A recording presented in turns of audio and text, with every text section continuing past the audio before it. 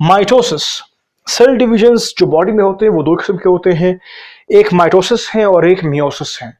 जो body cells में होते हैं वो माइटोसिस है, जो जर्म सेल्स में होते हैं वो मियोसिस है। तो माइटोसिस को थोड़ा सा एलेबोरेट करते हैं। मानी है इसकी थ्रेड फॉर्मेशन। ये थ्रेड फॉर्मेशन से फिर लफ्ज बनता है माइटोसिस, जो कि अभी रिसेंट न्यू वर्ड है। इसका जो एंशिएंट नाम था जो वो थ्रेड फॉर्मेशन साइकिल।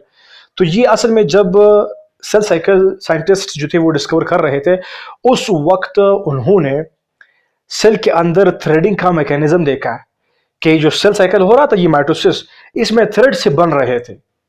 मींस 1 2 3 4 5 6 7 8 धागे बन रहे थे। तो ये धागे, वो लोग क्रोमोसोम्स को धागे कहते थे, आज जो हम लोग क्रोमोसोम से पढ़ते हैं। तो वहां पर क्या हुआ था कि ये यहाँ पर, अगर मैं धागों की बजाय क्रोमोसोम्स का यूज करूं, कि उन्होंने क्रोमोसोम्स की डुप्लीकेशन यहाँ पर स्टडी की कि वो डुप्लीकेट हो रहे थे। वो लोग कह रहे थे कि ये थ्रेडिंग बन रही है। अगर हम लोग अपनी जबान में कहें कि क्रोमोसोम्स बन रहे थे, तो वो क्रोमोसोम्स की कॉपी बन रही थी, इसीलिए उन्होंने इसको थ्रेड कहा कि थ्रेडिंग। वैसे इसकी मानी है माइटोसिस। माइटोसिस थ्रेडिंग एक ही नाम है, ये सिर्फ रिसेंट है और ये ओल्ड है, एंशिएंट। तो क्रोमोसोम्स की डुप्लीकेशन हुई। फर्दर हम आते हैं कि इसको हम लोग एक और नाम भी देते हैं, वो है बॉडी सेल साइकिल या somatic cycle, somatic division, somatic cells division या सोमैटिक सेल्स साइकिल या बॉडी सेल साइकिल, ये सारे नाम एक ही हैं। माइटोसिस होता किस में है? हमारे बॉडी सेल्स में होता है। पूरे बॉडी जितने सेल्स है वहां पर होते हैं माइटोसिस, लेकिन सिर्फ एक जगह है वहां पर नहीं होती, वो है जर्म सेल्स। स्पर्म और एग का बनना वो मायोसिस में है, और बाकी जो जितने भी डिविजन्स बॉडी में होते हैं, जो भी सेल्स डिवाइड होते हैं, वो माइटोसिस में है। और इनका जो लाइफ टाइम है, एक सेल जो दो में डिवाइड होता है, one cell when divides into two, उसके जो लाइफ दरकार है, टाइम दरकार है, वो 10 से लेकर के 24 घंटे। इसके बीच एक सेल जो है वो दो में डिवाइड हो जाता है, मींस 24 घंटे के अंदर। अभी ये 10 से 24 मैंने क्यों लिखा है? इसमें फर्क ये है कि कुछ लोग होते हैं जो एक तरह से जिंदगी गुजारते हैं और कुछ लोग दूसरी तरह से जिंदगी गुजारते हैं। ये सेल डिवीजन तमाम यूकैरियोटिक सेल्स के लिए अप्लाई होता है, लेकिन मैं एग्जांपल दूंगा इस टॉपिक में लिविंग ऑर्गेनिज्म ह्यूमन बॉडी का। अभी एक पर्सन जो है वो सिंपल सा है, मैं सिर्फ लेक्चर दे रहा हूं, मेरा काम लेक्चर है, और एक शख्स वो लेक्चर भी दे रहा है, एक्सरसाइज भी कर रहा है, जॉगिंग, रनिंग, जिम, एवरीथिंग वो कर रहा है। अभी मेरा सिर्फ जो काम है वो थोड़ा सा काम है कि लेक्चर डिलीवर करना। उसका काम क्या? लेक्चर, एक्सरसाइज, वॉकिंग, रनिंग सब कुछ कर रहा है। तो मुझ में जो डिवीजन होगी वो कम होगी बनिस्बत उसके, क्योंकि वो एक मुसलसल मूवमेंट में है, और जो टाइम मैं लगाऊंगा वो 10 से 24 के बीच में होगा, और मतलब ये कि ज़्यादा भी हो सकता है, और उसके सेल की डिवीजन काफ़ी स्ट्रांग और तेज से होगी। क्यों? क्योंकि वो बॉडी को यूज़ कर रहा है। हो सकता है कि वो कहीं जगह पर इंजर हो जाए, या फिर हाथ धोता हो, वहां से वहां जाता हो, मींस बात कर रहा हो। हर टाइम में क्या होता है, इसमें सेल्स बॉडी से वॉश आउट होते हैं, शेड होते हैं। तो जिस वजह से क्या होता है, इस तरह से जो लोग लिविंग बॉडीज, जो ऑर्गेनिजम्स वो मूवमेंट करते होते हैं, रनिंग करते होते हैं, तो एक्टिविटीज की बिना पर ये एक सेल जो है दो में डिवाइड होता है। वो टाइम जो है वो 10 से लेकर के 24 घंटों के बीच में होता है। ठीक, generally a cell will take 24 hours to divide into two. That is, होता क्या है इसमें? एक सेल है जिसमें होते हैं, अगर हम ह्यूमन बॉडी की बात करें, 46 क्रोमोसोम्स। इस 46 को बोलते हैं डिप्लॉइड नंबर, 2n से हम इसको प्रेजेंट करते हैं। अगर हम 46 की हाफ ले 23, इसको हम लिखेंगे 1n ये हुआ और एक 1n ये हुआ, इसको फिर बोलते हैं हाफ हैप्लॉइड। Okay, haploid. अभी ये हैप्लॉइड और डिप्लॉइड क्या है? किसी एक ऑर्गेनिजम्स के मुताबिक अगर हम देखें, सिर्फ अभी यहाँ पर ह्यूमन की 46 की बात की है, कोई और ऑर्गेनिजम्स होता है लाइक चिंपैंजी, वहां पर अगर 48 क्रोमोसोम्स हैं, तो उसके हाफ जो है 24 वो हैप्लॉइड कहलाएंगे। उसके बॉडी में, चिंपैंजी की बॉडी में मुकम्मल 48 क्रोमोसोम्स है, वो डिप्लॉइड है। तो यहाँ पर हमारे बॉडी में मुकम्मल कितने? 46 हमारे डिप्लॉइड हैं, और ये हाफ और हाफ कितने हैं? ये हैप्लॉइड है।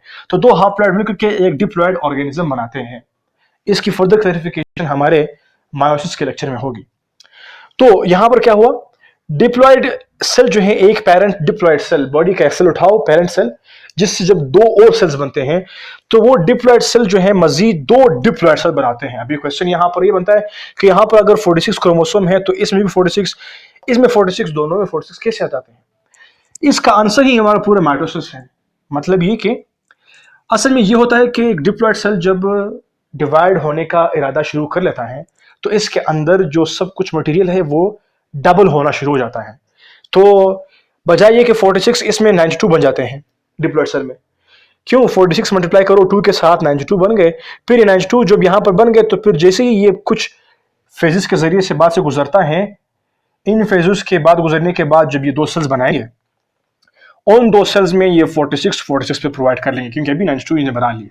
तो यहां पर से हमारी पूरी जो लेक्चर का खुलासा है वो यहां पर हुआ कि एक डिप्लॉइड सेल दो डिप्लॉइड सेल्स कैसे बनाता है कि ये पर्दा खुद अपने अंदर जो है ये सब कुछ डबल कर लेता है।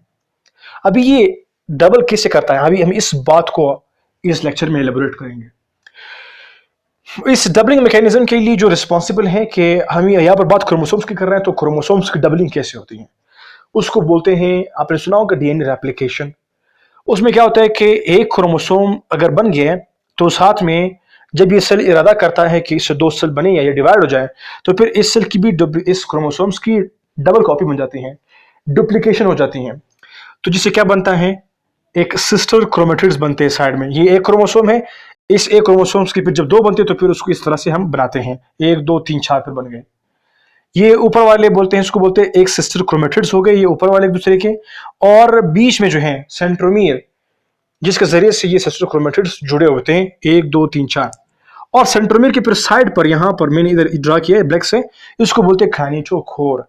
ये एक किस्म की आप बोल सकते हैं चेन प्रोवाइड करते हैं जिसके जरिए से फिर और फिलामेंट्स इसको अटैच करेंगे। कौन से फिलामेंट्स अटैच करेंगे? Spindle fibres. वो क्या है आगे पढ़ेंगे इसी लेक्चर में। फिर क्या होता है, ये थोड़ी सी अंडरस्टैंडिंग हो गई।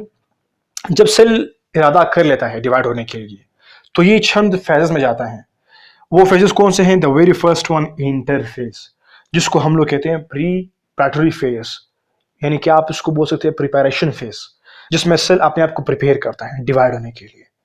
इसके फर्दर हमारे पास 1 2 3 स्टेप्स होते हैं इंटरफेस के। वो कौन से हैं? G1 फेज जिसको हम लोग GAFE1 कहते हैं, S फेज यानी कि सिंथेसिस फेज, और G2 फेज जिसको GAFE2 फेज कहते हैं। फिर उसके बाद सेल जो है रेडी हो गया, फिर माइटोसिस के अंदर इंटर होगा। फिर माइटोसिस के अंदर जो कुछ फेजेस हैं, प्रोफेज, मेटाफेज, एनाफेज, टीलोफेज, इससे सेल गुजरेगा, फिर नेक्स्ट फेज में जाएगा, उसको बोलते हैं साइटोकाइनेसिस, यानी कि सेल का डिवाइड होना दो में, तो फिर सेल दो में डिवाइड हो जाएगा।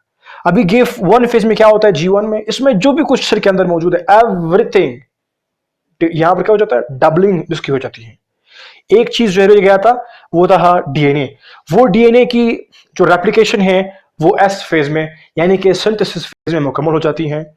फिर उसके बाद जो GAFE2 फेज आता है, यहाँ पर कुछ सेल के लिए जो एंजाइम्स रिक्वायर होते हैं वो सारे एंजाइम्स G2 फेज में बन जाते हैं, और इस तरह से G2 फेज दाखिल होता है माइटोसिस में। अभी बात आ गई माइटोसिस में। माइटोसिस के फिर अपने कुछ फेजेस हैं, प्रोफेज, मेटाफेज, एनाफेज, टेलोफेज और साइटोकाइनेसिस।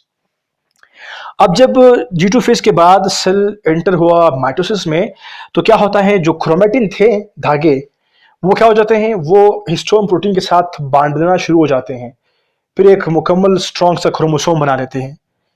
आप इसको कह सकते हैं कि chromosome formation takes place in the prophase. Pro means first phase, पहला फेज। मेसा मीन्स बाद में, आफ्टर में। एनाफेज वंस अगेन क्या होगा? सेपरेशन होगी। टीलोफेज में हम पढ़ते हैं अभी, खैर आते हैं टुवर्ड्स द प्रोफेज। प्रोफेज में क्या होगा? Chromosome formation. क्रोमोसोम फॉर्मेशन होगी, फिर उसके बाद सेंट्रियोल्स सेल के अंदर वो साइड्स पर मूवमेंट करना शुरू कर लेंगे। एक सेल में जो, अगर मैं यहाँ पर थोड़ा सा बढ़ाऊं, सेल में सेंट्रियोल्स यहाँ पर थे, सेंट्रियोल्स मूवमेंट करना शुरू कर लेंगे। स्पिंडल फाइबर्स फिर सेंट्रियोल से बनेंगे, ये सेंट्रियोल यहाँ पर पहुंचेगा, ये पहुंचा, फिर से फाइबर बनेंगे। और न्यूक्लियर इन्वेलॉप जो है, इसी दौरान जो न्यूक्लियस को घेरा होता है थैले ने, वो थैला भी खत्म हो जाता है। और फिर क्या हो जाता है, जहां पर जो थैला था उसमें अंदर न्यूक्लियस था, तो ये क्या हो जाएगा? न्यूक्लियर मेम्ब्रेन, न्यूक्लियर एनवेलप खत्म हो जाएगा, और किनेटोकोर जो है वो रेडी हो जाएंगे फॉर द स्पिंडल फाइबर्स, कि स्पिंडल फाइबर्स उसको पकड़ ले। किनेटोकोर नहीं, यहाँ पर स्पिंडल फाइबर्स आकर के अटैच करेंगे इसको। मेटाफेज में क्या होता है, ये तो यहाँ पर प्रोफेज में सब कुछ हो गया। मेटाफेज में ये जो क्रोमोसोम्स थे, ये इक्वेटोरियल रीजन, इस रीजन में नहीं है, यहाँ पर मैंने ब्लू से मेंशन किया है, ये इक्वेटर में क्रोमोसोम्स आ जाते हैं। मेटाफेज को आप लोग यहाँ पर नाम देंगे मेटाफेज प्लेट। इस मेटाफेज में जो मेटाफेज प्लेट है, इक्वेटर बीच का लाइन है, इसमें क्रोमोसोम्स लाइन करेंगे, लाइन में सीध में आ जाएंगे।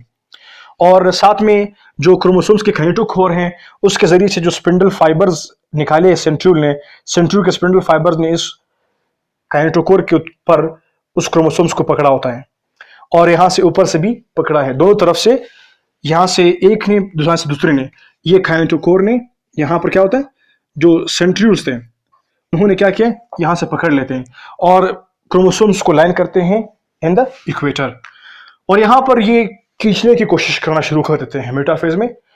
फिर क्या होता है, एनाफेज में क्या होगा, तो इन खिंचाव से जो क्रोमोसोम्स के बीच जिस क्रोमेटिड्स को जो पकड़ा है प्रोटीन्स ने, इन प्रोटीन्स की डिग्रेडेशन हो जाती है। Degradation of the proteins holding the sister chromatids, ये एनाफेज में जब हो जाती हैं तो जाहिर सी बात है दो क्रोमोसोम्स एक दूसरे के बीच यहाँ पर रुके हुए थे सेंट्रोमियर के थ्रू, और यहाँ पर जो प्रोटीन्स हैं ये वाले, जब ये टूट जाएंगे तो क्रोमोसोम्स, सिस्टर क्रोमेटिड्स एक दूसरे से जुदा हो जाएंगे और फिर ऊपर और नीचे मूव करना शुरू कर लेंगे। इस तरीके से क्या होगा, टीलोफेज में जब ये क्रोमोसोम जुदा हो जाएंगे, प्रोटीन्स टूट जाएंगे, तो फिर इन सेल्स के दरमियान में से, बीच में से क्या हो जाएगा, एक्टिन रिंग जो है, एक्टिन मायोसिन जो मसल की कॉन्ट्रैक्शन करवाते हैं, यहां पर इस रिंग को फोल्ड करेंगे, एक रिंग जनरेट होगा। अभी सेल बिल्कुल गोल सा था, लेकिन ड्यू टू दिस एक्टिन जो फिलामेंट है वो एक क्लीवेज फरो बना लेंगे, इस तरह से इसको पिंच कर देंगे। पिंच करने के बाद ये मूवमेंट शुरू करेंगे साइड्स पर। तो इस दौरान फिर क्या होगा, नेक्स्ट फेज में साइटोकाइनेसिस जो बोलते हैं, इनकी जो खिंचाव है वो कामयाब हो जाती हैं और एक सेल जो है वो दो में डिवाइड हो जाता है। और आप बात सजेशन कीजिए कि यहां पर हमारे पास क्या हुआ था, डीएनए रेप्लिकेशन हो गई थी, दो हमारे पास डीएनए अभी दो कॉपीज बन गए। तो वो दो कॉपीज यानी कि आप समझ लीजिए कि 46 क्रोमोसोम्स यहां पर आ गए थे मेटाफेज में, और एनाफेज में क्या हुआ, 46 के दो थे मतलब कॉपीज। और एनाफेज में जब डिग्रेडेशन हुई प्रोटीन्स की, तो एक 46 ऊपर चला गया, एक 46 नीचे, तो वो 46 एक सेल में आ गए, दूसरे 46 दूसरे सेल में आ गए। इस तरह से ये भी डिप्लॉयड हुआ और ये भी डिप्लॉयड हुआ, मींस एक डिप्लॉयड सेल ने दो डिप्लॉयड सेल्स को जनरेट किया बाय मीन ऑफ माइटोसिस। ये तरीकेकार है। Hope so you got. अगर फिर भी समझ नहीं आया